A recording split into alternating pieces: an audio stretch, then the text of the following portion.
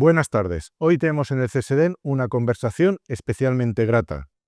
Nos acompaña Fernando Puel de la Villa, coronel retirado, historiador militar de referencia y además un viejo amigo. La ocasión es excelente, la publicación de su último libro, Historia de la Guerra, 600 años de enfrentamiento en Occidente, siglos XV al XXI. Es un libro ambicioso, muy trabajado y útil. Recorre 6 siglos de evolución de la guerra, desde la pólvora hasta los drones, la ciberguerra y la inteligencia artificial. Pero no se limita a contar campañas y batallas. Explica cómo cambian los instrumentos, la doctrina, los ejércitos y también la relación entre guerra, política y sociedad. Y lo hace, además, incorporando con mucho sentido las aportaciones españolas, algo que no siempre ocurre en las grandes síntesis sobre esta materia. Fernando, es una alegría tenerte aquí y es una alegría poder hablar contigo de esta que es tu último trabajo. Y además, permíteme ya desde el principio darte la enhorabuena porque he disfrutado muchísimo con su lectura. Seguro que va a interesar mucho, y no solo a los estudiosos de la historia militar, sino que también a muchos militares profesionales y a cualquier lector culto interesado en comprender mejor el fenómeno de la guerra. Pues muchísimas gracias, mi general, por acogerme en el CSDEN, que para mí siempre es un placer venir a esta casa y un placer mucho mayor hablar contigo y que me hayas hecho el favor de dedicarme estos momentos. Nada, va a ser un placer y esta conversación que vamos a tener seguro que será un éxito y va a interesar a muchísima gente. Bueno, pues vamos a empezar con las preguntas. Y la primera, bueno, es muy clara. Después de tantos años dedicado a la historia militar, ¿qué te llevó a abordar precisamente ahora una obra de síntesis tan ambiciosa en el ámbito temporal? En realidad la obra es un trabajo de 20 años. Desde en 2006, Miguel Artola recibió el encargo de una fundación de preparar un libro colectivo en donde se iban a recoger las aportaciones en todos los ámbitos que habían hecho los europeos, económico, político, cultural, artístico, etc. Es un libro muy gordo, donde cada capítulo se lo encargaba un especialista. Pero Miguel Artola, que tiene un magnífico libro sobre la Guerra de la Independencia, siempre le ha interesado el tema militar. Y entonces pensó que el libro quedaría incompleto si no se incorporaban las aportaciones europeas en el campo de la guerra. Entonces tuvo la buena idea de encargárnoslo a 2 personas distintas, a Fernando Quesada, que es quizá el profesor español que más sabe de historia militar de las edades antigua y media. Él le encomendó un capítulo que se llamaba La guerra con arma blanca, y a mí, no sé por qué razón, porque Artola no me conocía de nada, me encomendó otro capítulo de La guerra con arma de fuego. Entonces aquel libro pues salió, pasó sin pena ni gloria, como la mayor parte de los libros colectivos. Además era una edición muy lujosa, más bien dedicada a regalo y cosas de esas, y no tuvo mayor trascendencia. Y 15 años después, 2019-2020, la historia militar alcanzó por primera vez rango universitario, creándose un máster oficial, avalado por la NECA, del Ministerio de Ciencia y Tecnología, etc., y que lo promovía la UNED y se iba a impartir en el Instituto General Gutiérrez Mellado. Entonces, precisamente por el antecedente de que yo había escrito aquel capítulo sobre la guerra con arma blanca, una asignatura que en cierto sentido se asemejaba, que se llamaba Táctica y Estrategia en las edades moderna y contemporánea, me la encargaron a mí. Entonces, naturalmente, no hay un libro en español es lo primero que me di cuenta, que cubriera esa materia, y entonces lo que tuve que empezar a preparar material de estudio para los alumnos. Entonces, pues poco a poco les iba dando eso. Eso fue el trabajo al que me dediqué durante la pandemia. Y ahora yo ya no importo esa asignatura debido a mi edad. Solamente me dedico a la dirección de los TFM. Y entonces se me ocurrió que la unión del capítulo y de los apuntes podría ser una buena base para hacer un libro que cubriera la guerra en este periodo.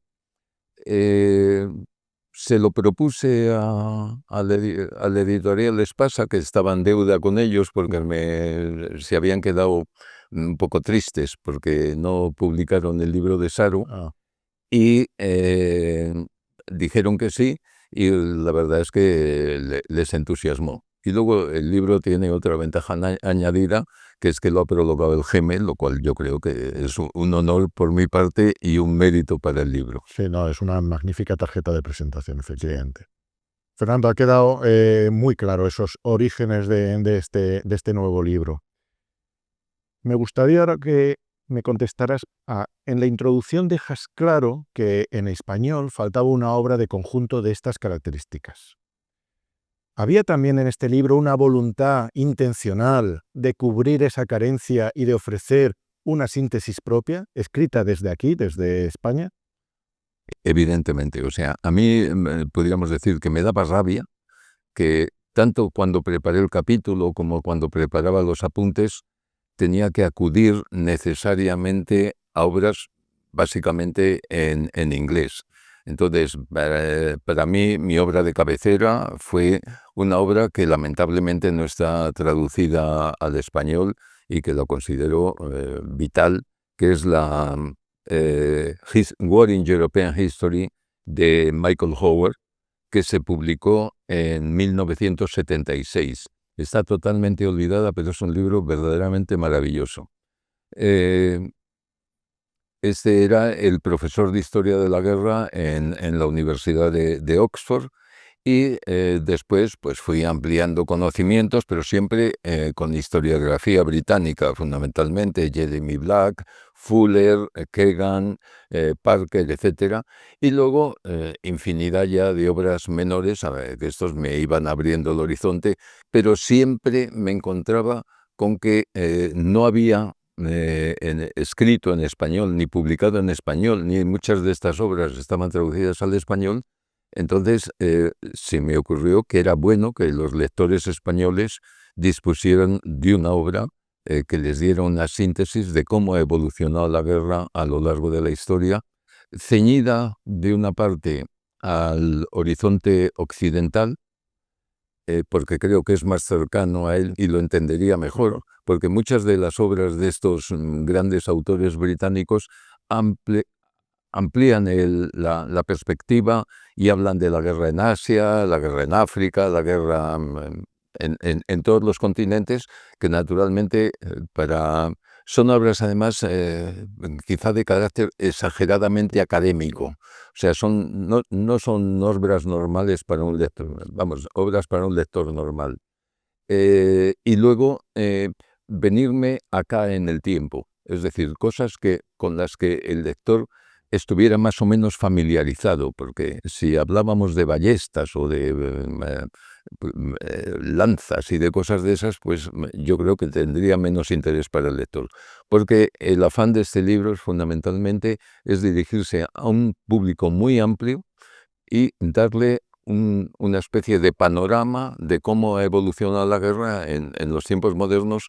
Por eso los capítulos van de capítulos muy amplios. O sea, el primer capítulo, la primera parte del libro, cubre los siglos XV, XVI, XVII y XVIII. El segundo capítulo cubre solo el XIX. El tercero cubre la primera mitad del siglo XX. Y el último capítulo cubre desde el final de la Segunda Guerra Mundial hasta la actualidad. Es decir, de tal manera que el lector se sienta atraído por la cercanía de los hechos narrados. Pues coincido contigo y comparto en esa rabia que te da ver que solo hay escritores anglosajones sobre la historia y por lo tanto efectivamente ellos son los que cuentan nuestra historia si es que se dignan a contarla. Claro. Bueno, pues es un hecho agradecer que abordaras ese toro que es desde luego tremendo. Vamos a profundizar algo más sobre la obra. Al comienzo entras en el gran debate sobre la llamada Revolución Militar. Después de haber trabajado ese periodo, ¿tú crees realmente que hubo una revolución o más bien una larga adaptación de la guerra a nuevas tecnologías y nuevas formas de combatir? Porque a veces me da la sensación de que empleamos la palabra revolución con mucha alegría. El término revolución militar, en época renacentista o luego lo van ampliando en la Edad Moderna, es un invento de Michael Rogers, pronunciado además un poco, podríamos decir, en una ocasión no demasiado meditada, porque es la lección inaugural del curso en la Queen's University de Belfast en 1956.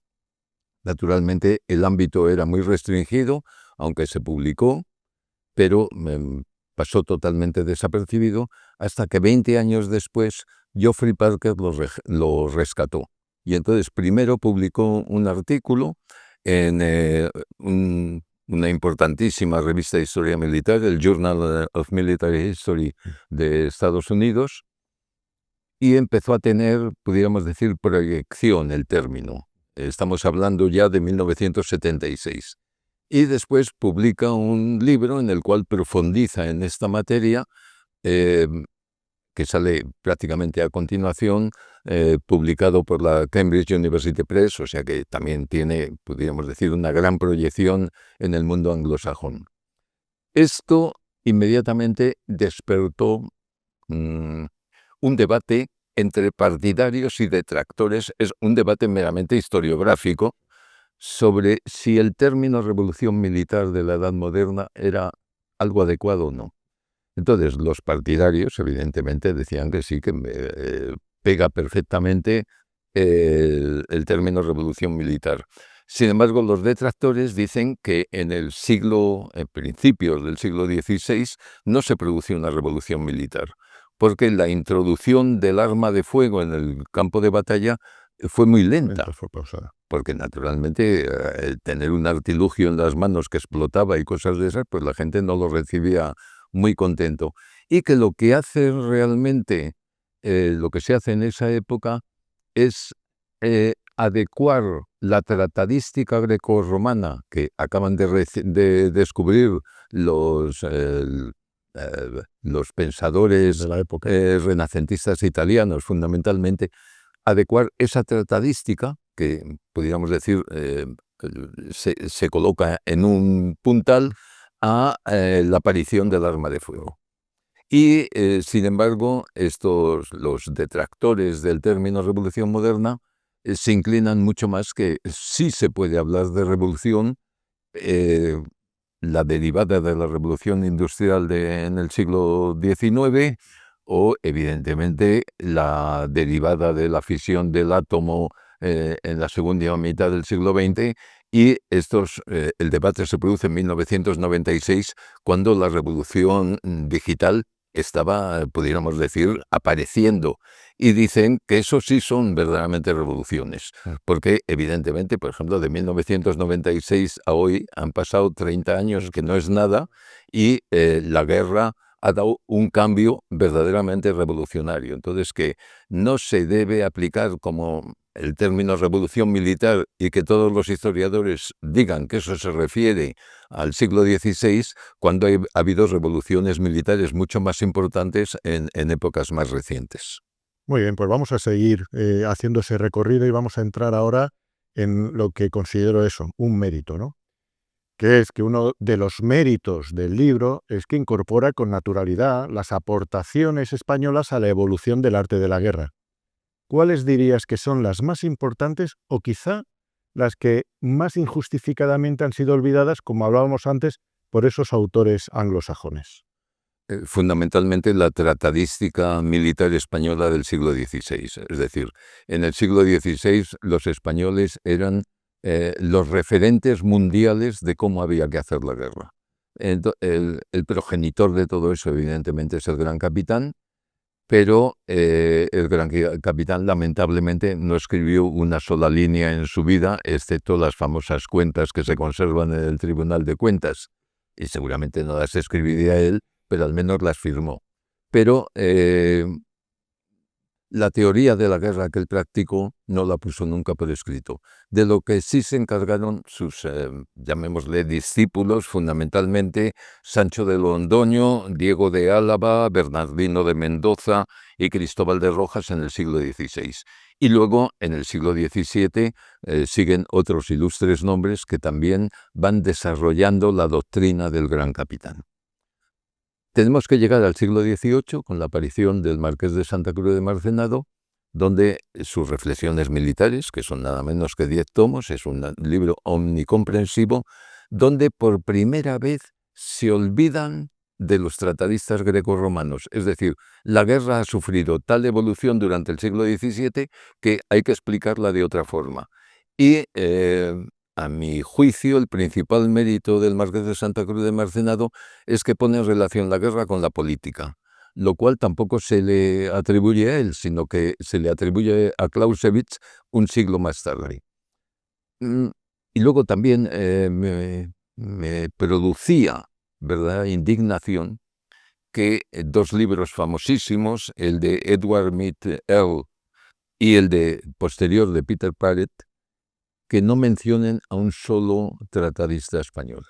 Es decir, me parece tal injusticia que los dos libros, pudiéramos decir, fundamentalmente el más reciente, el de Peter Parrett, que lo conoce todo el mundo, lo cita todo el mundo, donde al estudiar los creadores de la estrategia moderna no aparezca ni un solo español en todo eso, que no aparezca el Gran Capitán, que no aparezca un Londoño o que no aparezca un Marqués de Santa Cruz de Marcenado. Entonces yo creo que eso debíamos reivindicarlo y es a lo que este libro se trata de poner de relieve. Luego, por otra parte, aparte de la tratadística, los españoles españoles más modernos, los del siglo XIX, por ejemplo, la guerrilla es claramente un invento español, incluso, por ejemplo, por lo menos la palabra universalmente es como se denomina a ese tipo de guerra. E incluso otras cosas mucho más desconocidas, por ejemplo, los españoles somos los inventores de la trinchera. O sea, la trinchera tal como la concebimos, que es una franja de terreno honda donde puede estar oculto totalmente el combatiente, eso se utiliza por primera vez en la Tercera Guerra Carlista. En aquella época, y hay varios estudios en las revistas militares, en las revistas que tenían mucho prestigio en su época, donde se la denomina trinchera carlista. Nadie se le ha ocurrido decir en todo el mundo que las trincheras de la Primera Guerra Mundial, que es lo que caracteriza a la Primera Guerra Mundial, proceden de la trinchera carlista española. Y luego, por ejemplo, este tipo de trinchera, podemos preciarnos de que en el Caney, en 1898, 400 españoles enterrados en ese tipo de trinchera detuvieron el ataque de una división americana de 5.500 hombres durante 12 horas. Es decir, los libros escritos por personas, por militares que estuvieron en ese combate estadounidenses, dicen que era imposible, porque es que no se veía nada, y de pronto cuando se aproximaban aparecía un sombrero de paja, les pegaban un tiro y desaparecía el sombrero de paja. Y entonces estuvieron francamente detenidos, no se atrevían a seguir avanzando porque no sabían de dónde les venía el fuego. Porque además, claro, los españoles estaban utilizando pólvora sin humo, por lo tanto ni siquiera había una nubecilla de humo, y los estadounidenses sí estaban utilizando pólvora con humo. Por lo tanto, se veía perfectamente dónde andaban cada vez que se movían. Por eso yo creo que la lectura del libro va a interesar y va a gustar muchísimo, porque efectivamente, qué pena que no hayamos sido capaces de divulgar esas aportaciones españolas al arte militar. Sí que adelanto ya a los que nos estén viendo que el año que viene, en el 2027, es el tercer centenario de la publicación del del último tomo de las reflexiones militares de Santa Cruz de Marcenado, que las acabamos de mencionar. Y con ese motivo, pues la Comisión Española de Historia Militar va a hacer una reedición completa de la obra del Marqués, porque desde entonces hasta la fecha lo que se habían reeditado eran compendios o partes reducidas de la obra. Yo creo que la ocasión lo merece. Va a ir traducida también, si todo sale correctamente, al inglés y al francés, y esperemos con ello pues darle esa difusión universal que a lo mejor le ha faltado a una obra que yo creo que, como has dicho, es capital, ¿no? Bueno, pues vamos a continuar con el libro. Vamos a saltar al siglo XIX, porque cuando llegas a este siglo, el libro muestra muy bien cómo confluyen doctrina, reclutamiento, industrialización, ferrocarril y telégrafo. ¿Crees que es ahí donde nace de verdad la guerra contemporánea, tal como la hemos conocido posteriormente? Yo diría que sí. Y sobre todo lo que nace en el siglo XIX es una cosa muy importante, que es un producto derivado directamente de la universalización del reclutamiento, que es que la sociedad se implica en la guerra. Es decir, hasta ese momento, por ejemplo, yo he leído descripciones de batallas del siglo XVIII donde los vecinos de los pueblos de los alrededores iban a ver la batalla como si fuera un espectáculo, o sea, como si fuera un partido de fútbol, y se ponían allí en un sitio donde no les llegaran los tiros a ver la guerra. En el siglo XIX ya nunca más pasa eso, porque los que están haciendo la guerra son los vecinos de ese pueblo, y por lo tanto hay una implicación emocional de la cual se carecía hasta entonces. Muy bien, pues vamos a continuar y ahora vamos a entrar en territorio peninsular y en el norte de África, en lo que afecta a la historia militar de España, ¿no? Me interesa mucho que hayas integrado Marruecos y la guerra civil dentro de una historia general de la guerra, es decir, has abierto el foco y no de una forma singular Marruecos o la guerra civil, no los has tratado como compartimentos aislados. ¿Qué gana la historiografía española cuando compara y contextualiza mejor estos propios conflictos? Pues yo lo que he intentado es extraer las enseñanzas, las novedades que puede haber.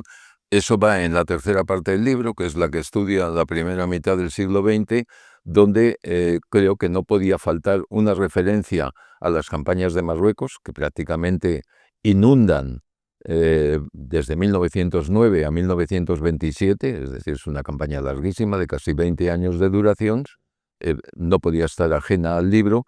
Y la guerra civil por la trascendencia posterior que ha tenido y la incidencia que tuvo en su momento. Yo las campañas de Marruecos las interpreto como, pudiéramos decir, como un precursor de lo que después se ha venido llamando guerra irregular, porque evidentemente fue una guerra irregular, sobre todo al principio. Y en la guerra civil he querido destacar que es una especie de banco de pruebas de la Segunda Guerra Mundial. Es decir, todas las innovaciones armamentísticas, incluso tácticas, que se introducen como novedades en la Segunda Guerra Mundial, las ha ensayado por una parte Alemania y por otra parte la Unión Soviética en suelo español. Entonces yo creo que es importante resaltar esas dos cosas. Muy interesante. Damos un nuevo salto y avanzamos en este interesante libro, porque en la parte final del libro entra ya en un terreno muy cercano en el ámbito temporal. Yo creo que salimos del espacio de confort del historiador para entrar en algo como es un análisis muy próximo de lo que ha venido pasando en las últimas décadas. Tratas la disuasión nuclear, tratas las operaciones de paz, la guerra asimétrica, los drones, el ciberespacio, la inteligencia artificial, algo que ahora mismo está en los medios, ¿no? Que escapa un poco al ámbito del historiador. ¿Esta te ha resultado la parte más delicada de escribir, tal vez por esa cercanía temporal y porque muchos de estos debates, como estoy comentando, siguen abiertos todavía en los medios de comunicación? Yo más que delicado diría complejo. O sea, es la parte que más dificultades he tenido a escribir. Tenemos que partir de un principio. la mayor parte de los historiadores, y cuanto más mayores son, más practican eso, creen que la historia de los últimos 50 años no se puede contar, es decir, no se puede hacer historia de los últimos 50 años. Sin embargo, hay otra corriente muy amplia, que son los llamados historiadores del presente, en cada país los llaman de una manera distinta, donde creen que sí es necesario hacer historia de los últimos 50 años, porque, por ejemplo, comparándolo con si esto se practicara hoy en día, pues no sabríamos nada de la Edad Antigua, porque en la Edad Antigua los historiadores contaban hechos muy cercanos en el tiempo, la Edad Media los cronistas o los que contaban lo que estaban viendo. Entonces, sí interesa hacer un análisis, yo creo que sí interesa hacer un análisis histórico de tiempos recientes. El problema con esta última parte es que los textos historiográficos no entran en ello en la mayor parte de los casos. Entonces he tenido que acudir a textos de naturaleza ensayística, hemerográfica, etcétera, con lo cual ha sido un poco más complejo y quizá puede ser la parte más criticable del libro, porque habrá mucha gente que no esté de acuerdo, porque yo he dado mi interpretación sobre lo que he leído. Es decir, yo no me invento nada, sino que procuro referenciarlo todo. Sí, ya te comenté que en la parte que abordas las misiones de paz tendríamos que hablar. Claro, exactamente. Es decir, todo esto es interpretable, pero sí conviene darlo a conocer. A mí, por ejemplo, me ha llamado mucho la atención. La editorial me ha organizado una serie de entrevistas con medios de comunicación para promocionar el libro. Claro, Espasa es una editorial muy fuerte y entonces ha hecho una campaña de promoción del libro.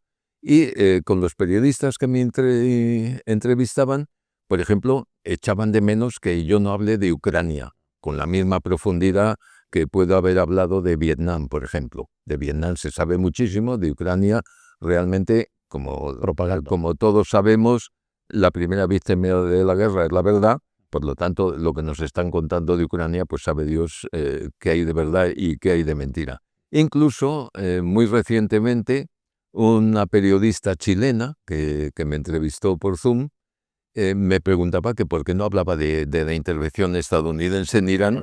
El libro este se puso a la venta el pasado enero y la intervención es posterior. O sea, pero vamos, los medios de comunicación es la parte que más les ha interesado y la parte que más les ha gustado. Sí, pero mira, esto que has contado al final de ese interés por la actualidad misma, ¿no?, del momento, es algo que en el CSDEN como centro de formación, como centro de enseñanza, además de investigación, nos interesa mucho, ¿no?, que es qué podemos sacar de la historia en la formación, ¿no?, de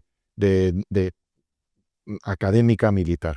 Así que este tramo final de la conferencia, pues vamos a irnos aproximando. Y yo quería preguntarte que si después de recorrer 6 siglos de guerra, ¿qué crees que permanece? Dicho de otra manera, aunque cambien las armas, las doctrinas, los escenarios, ¿qué elementos constantes crees que siguen ahí en ese fenómeno que es la guerra? A mí, cuando preparaba este libro, me llamó mucho la atención una frase que escribe Walter Raleigh, nada menos que en 1614, donde un libro que se llama History of the World, más o menos lo encabeza diciendo que que la guerra marca la historia, marca el curso de la historia, es exactamente lo que dice. A lo mejor no es necesario llegar a tanto, pues la economía también marca el curso de la historia, pero guerra y economía muchas veces han ido de la mano, es decir, son dos elementos que generan historia y que por lo tanto es necesario conocerla.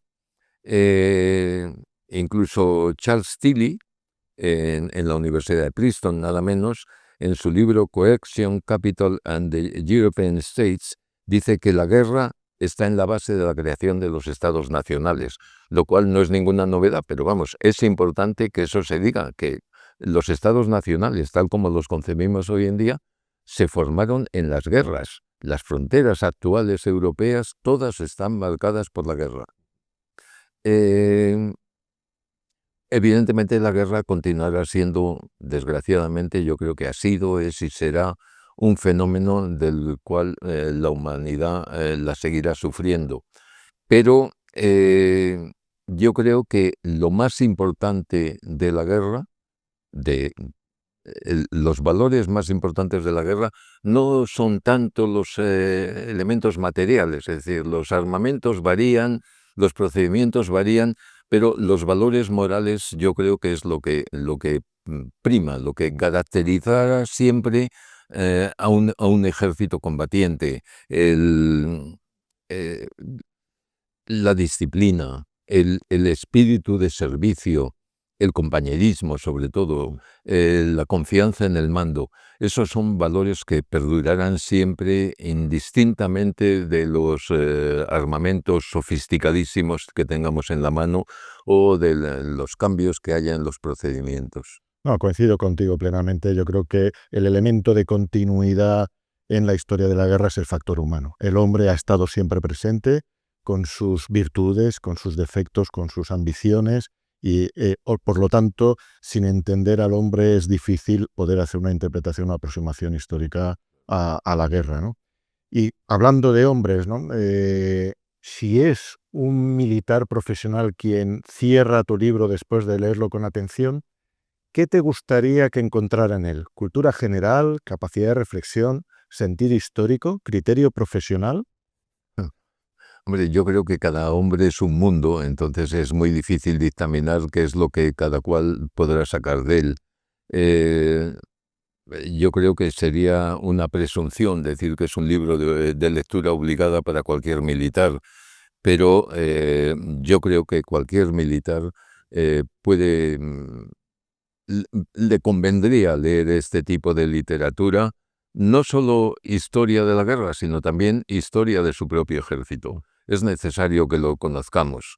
Eh, eh, También tengo que reconocer que poco de lo que digo aquí es de cosecha propia, es decir, esto es, podríamos decir, un refrito de infinidad de libros. Yo no sé tanto ni soy tan listo como para crear doctrina a este respecto, pero lo que he intentado hacer es poner a disposición de todos los lectores y, evidentemente, yo soy militar porque esto imprime carácter y me moriré siendo militar Claro. por encima de todo. Entonces, a mí me gustaría mucho que este libro les fuera de utilidad a mis compañeros. Bueno, yo confío que así sea porque como voy a comentar ya en esta última pregunta con la que cerramos la entrevista, y que es una pregunta que está muy relacionada como cómo en el CSDEN sentimos precisamente esto, la historia militar, ¿no? ¿Por qué crees tú que sigue siendo necesaria la historia militar en la formación de los oficiales? ¿Qué pierde un oficial si conoce muy bien la técnica y el procedimiento, pero carece de esa profundidad histórica, de esa mirada larga hacia el pasado? ¿Dónde crees tú que aporta y enriquece? Una de las cosas que también me han sorprendido es de la forma de ser de los españoles, es que como no nos tenemos demasiado precio a nosotros mismos, siempre admiramos lo exterior, pues hay un señor que yo no conocía, se murió, Jorge Ruiz de Santayana, que es el que acuña la frase: aquellos que no pueden recordar el pasado están condenados a repetirlo. Esa frase que se repite muchísimo, que sale a veces mucho en los periódicos, etcétera, es de autoría española. Sin embargo, si se la oye por ahí, se le ha atribuido a Aristóteles, a Cicerón, a Napoleón, a Churchill. Y esto lo escribió un español a principios del siglo XX. Pues yo no me atrevería a llegar tan lejos de decir que el que no conoce la historia está obligado a repetirla, pero sí creo que el conocimiento de la guerra permite predecir tendencias y que conviene que cualquier militar adquiera conocimientos cómo ha sido la guerra en el pasado, que no podrá aplicar a casos concretos, pero sí hay unas tendencias. Incluso se pueden aplicar a casos concretos. Lo comentamos otra vez que cuando Estados Unidos estaba preparando el desembarco en Cuba en 1898, en el ministerio, en la Secretaría de Guerra en Washington, estudiaron con total detalle, pero con un detalle increíble, un desembarco británico de 1741 en la misma zona, porque lo que querían era evitar volver a cometer los mismos errores que habían cometido los británicos hacía ya 150 años y que llevaron a la total aniquilación del contingente desembarcado. Entonces, a veces sí conviene analizar la historia para tomar decisiones. Sí, yo suelo comentar a los alumnos que pasan por el CSDEN que es cierto que no todos los lectores de historia se convierten al final en grandes jefes militares, pero sí que la historia nos revela que los grandes capitanes, los grandes jefes militares, fueron grandes lectores de historia militar. Luego, bueno, a eso hay que aferrarse, ¿no? Para favorecer esa lectura, y yo creo que tu libro es una lectura obligada, no solo, obviamente, para la sociedad, porque es un libro, como has comentado al principio, divulgativo sobre todo, pero yo creo que es un pilar necesario de lectura para nuestros jóvenes oficiales. Fernando, pues hemos llegado al final de esta muy interesante conversación. Darte las gracias, porque queremos desde el CSDEN, desde la Comisión Española de Historia Militar, reforzar esa idea de la importancia de la historia militar en la formación de los oficiales. Yo diría más, de los militares en general, porque como tú indicabas, orienta la mirada al presente y al futuro, el echar esa mirada al pasado y ver cómo se resolvieron por grandes militares en el pasado problemas que pueden parecer muy diferentes, pero que realmente son similares. Yo me atrevería, bueno, a los problemas de reclutamiento que está teniendo tanto Rusia como Ucrania en la guerra terrible que está teniendo lugar. Bueno, esa realidad de los problemas de reclutamiento no hay más que mirar al pasado, pero a muy largo plazo, para darnos cuenta de que ha sido una permanente. Creo que, como te has definido como militar, como soldado, creo que con la lectura, no, con la escritura de este libro has prestado un servicio más a España, porque es un libro sobre todo de divulgación, a los españoles desde luego, y desde luego a tus compañeros de profesión, que encontrarán en ella pues una forma de aproximarse muy amable a la historia y ojalá generar afición y profundizar más en ese conocimiento de nuestra historia militar. Y digo nuestra historia militar hablando concretamente de esa historia militar española que tú has puesto en valor en este libro, que es una enorme mirada global. Así que, Fernando, muchísimas gracias. Gracias a vosotros.